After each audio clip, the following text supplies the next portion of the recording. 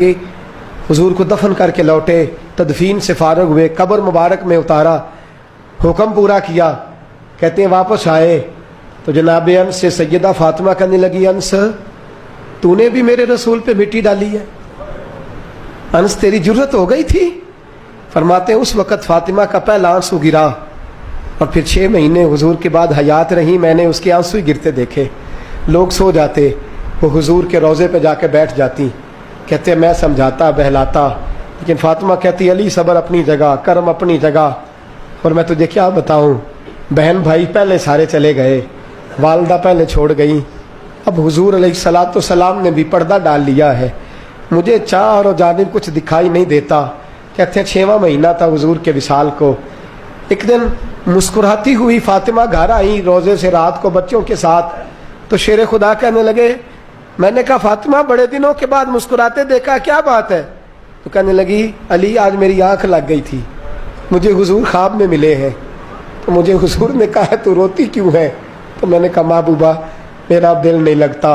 तो फरमाया बेटी तैयारी कर, तू मेरे पास आने वाली है।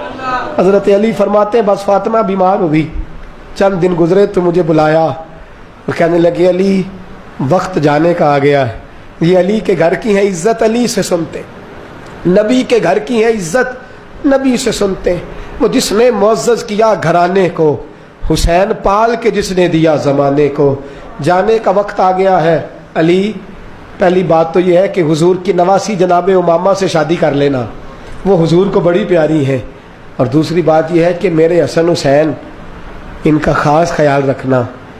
और तीसरे लफ्ज़ कहे तो हज़रत अली तड़प के रोए, कहने लगी मैंने वक्त गुजारा है, आपकी हुकूक मेरी जिम्मेदारी थे, मैं इंसान थी भूल जाती थी, अगर मुझसे कहीं कोई कमी रह गई हो तो मुझे रज़ाए इलाही से दरगुजर करना, कहीं मैं हुजूर के सामने जाके शर्मिंदा ना हो जाऊं। शेर खुदा करम अल्लाह ताला वजहुल करीम फरमाते हैं मैंने हाथ थामा और मैंने कहा फातिमा अली का बड़ा मर्तबा था, पर जो तेरी निस्बत से कमाल था वो तेरा ही था, तू कैसी बात करती है, तूने तो हद कर दी, शहजादी हो के मेरे घर में खादिमों की तरह रही। हज़रत फातिमा रज़ियल्लाहु ताला अन्हा का दूसरा हुक्म ये हुआ कि मुझे रात को दफनाया जाए, और फरमाया मेरे पहले मदीने में ऐसा नहीं होता था, ये हज़रत फातिमा ने सबसे पहले कहा। फरमाया मेरी चारपाई के साथ लगा के ना शाखें, चारपाई के साथ तो ऊपर ला के उन्हें ऊपर से बांध देना, और उन शाखों के ऊपर एक कपड़ा डालना, मेरे कफन पर भी किसी की नजर न पड़ जाए, मेरे कफन पर भी। फरमाया शाखें लगा के ये वसीयत की, फरमाया ऊपर से फिर रात को उठाना, अंधेरे में उठाना, और फिर कफन के ऊपर शाखें बांध कर गोया एक डोली सी बनाकर उसके ऊपर भी कपड़ा डालना, किसी गैर महरम की मेरे कफन पर भी नजर न पड़े। और अली मुझे अपने हाथों से कब्र में उतार के अल्लाह के सुपुर्द करना। जनाब अनस बिन मालिक फरमाते एक क़यामत हुजूर के विसाल पे देखी थी, और दूसरी क़यामत मैंने हज़रत फातिमा का जनाजा उठी तो देखी।